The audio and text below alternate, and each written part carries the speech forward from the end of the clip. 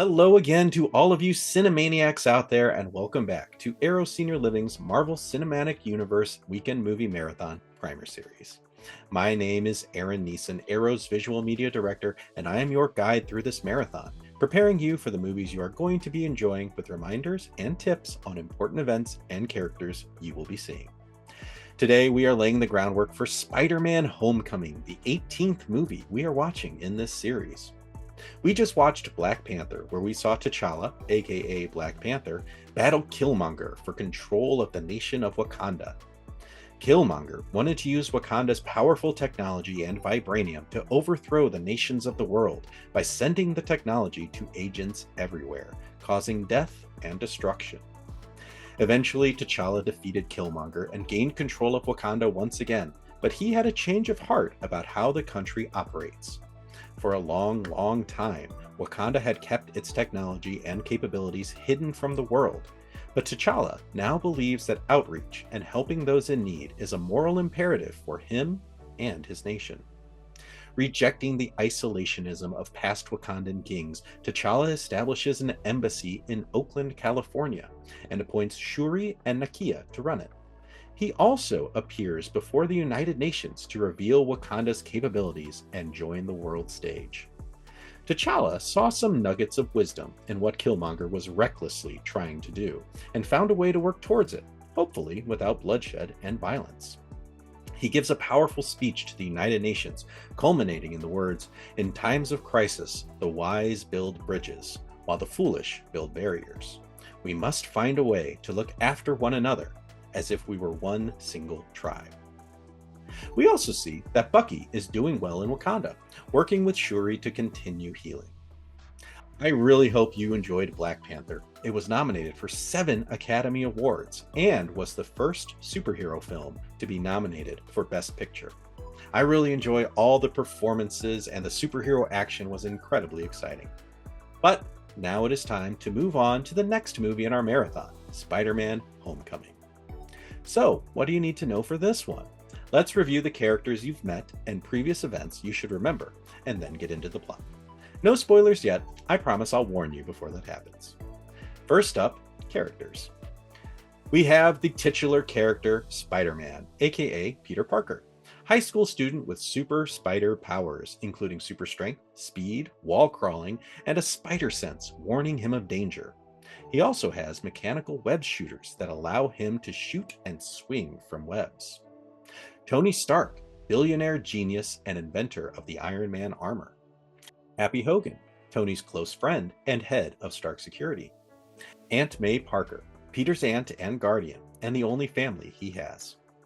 Those are the characters you've met that you will see again in this film. As for events, you need to remember that Peter was recruited by Tony to help bring in Captain America and his rogue team. He was given a new advanced suit and fought in the airport battle in Captain America Civil War, though Captain America did escape. And that's what you need to know going into the movie. You're going to meet a whole new cast of characters in the movie, but those are the characters and events you should remember going in.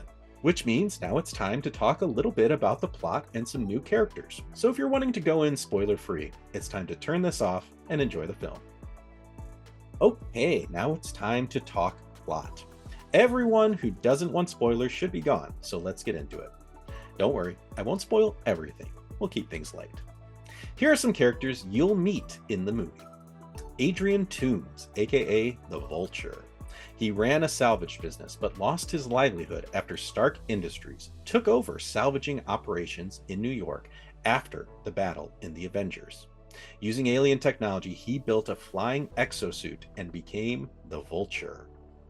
Ned Leeds, Peter Parker's classmate and best friend. Liz Allen, senior at Midtown School of Science and Technology, who leads the decathlon team and Peter's love interest. Flash Thompson, Peter's classmate, a rich, smug kid and rival to Peter Parker. Michelle, Peter's classmate, a little awkward, but very intelligent. So that's the list of characters to keep an eye on through the movie. Now let's do a quick preview of the plot so you are all ready to go when the movie starts. The movie begins with showing Adrian Toombs and his crew cleaning up after the Battle of New York City, when suddenly he is told that salvage work will now be done by Stark Industries, putting Adrian and his crew out of work. Enraged at being driven out of business, he persuades his employees to keep the alien Chitauri technology they have already scavenged and use it to create and sell advanced weapons, eventually including a flying vulture suit. Years later, Peter Parker, aka Spider-Man, is trying to balance his high school studies with being Spider-Man, all while hiding his superheroics from his Aunt May.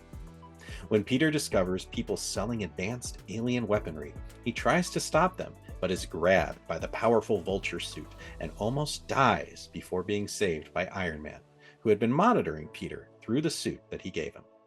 Tony warns Peter that he shouldn't get involved in matters like this and should stick to smaller problems, leaving the big bads like the vulture to Iron Man and the adults.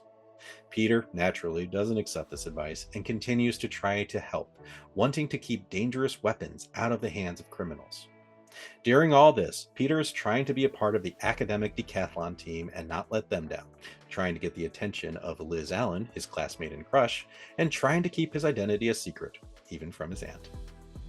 I'm going to stop there because that's the basic gist of the story that you should know going into the movie.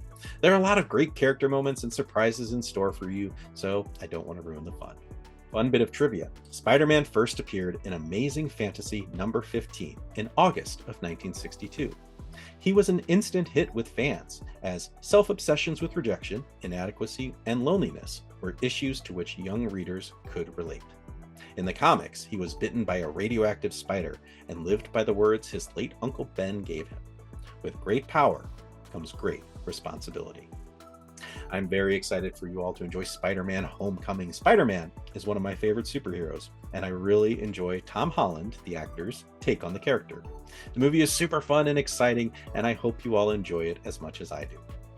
I'll be back soon with another primer video for the next movie in our marathon, Doctor Strange. Until next time.